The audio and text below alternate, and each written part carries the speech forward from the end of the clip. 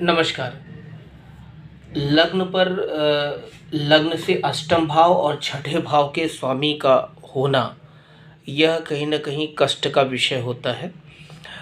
उदाहरण के लिए यदि आपकी कुंडली वृषभ लग्न की है, तो आपकी कुंडली में जो छठे भाव के स्वामी हुए, वो एक तरफ तो शुक्र हुए और दूसरी तरफ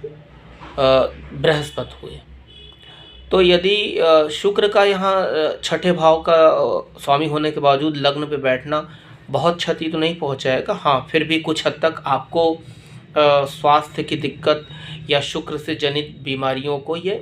बढ़ाएंगे। खासकर यदि अपनी दशा में आए तो बहुत बढ़ा देंगे, और वैसे भी सामान्य रूप से आप शुक्र जनित बीमारियों के से पीड़ित हो सकते हैं। यहीं जब वो शत्रु राशि हो जाए और जब कोई ऐसा ग्रह हो जो लग्न का शत्रु हो, जैसे कि उदाहरण के लिए वृषभ लग्न में जो बृहस्पति है वो अष्टम के स्वामी है, और यदि वो लग्न पर हो जाए तो निश्चित तौर पर यह होता है कि ऐसा व्यक्ति परेशानियों से, बृहस्पति जनित रोगों से पीड़ित रहता है। खासकर बृहस्पति जनित रोगों में जैसे पेट का रोग हो गया या मोटापा हो गया, ये चीज़ें अनावश्यक रूप से जीवन में बढ़ती रहती हैं, या खासकर बृहस्पति की दशा पे तो पेट की बीमारियां काफ़ी बढ़ जाती हैं। तो जब भी ऐसी कुंडलियों में जिन व्यक्तियों में अष्टम ग्रह, अष्टम का स्वामी, अष्टम से मेरा तात्पर्य है लग्न से आठवां भाव और लग्न से छठा भाव, ये दोनों ग्रह अगर लग्न पर हों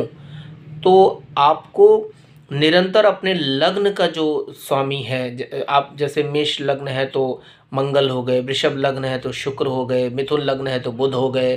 कर्क लग्न है तो चंद्रमा हो गए, सिंह लग्न है तो सूर्य हो गए। इसी प्रकार क्रमशः जो लग्न का स्वामी है, उस लग्न के स्वामी के जप करना चाहिए, या यदि ना कर सके तो आप किसी योग्य ब्राह्मण से या जप करने वाले से आप उसको जप करवा सकते हैं। और यदि आप नहीं करवा सकते तो स्वयं कम से कम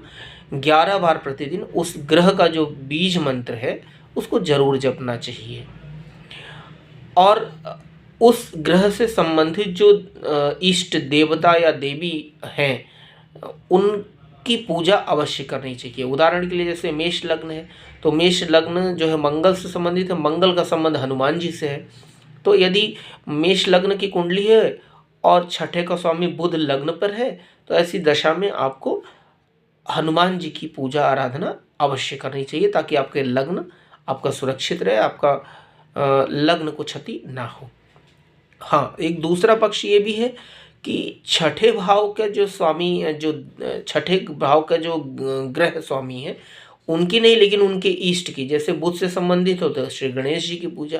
बृहस्पति से संबंधित है तो भी गणेश जी की पूजा, मंगल से संबंधित है तो हनुमान जी की पूजा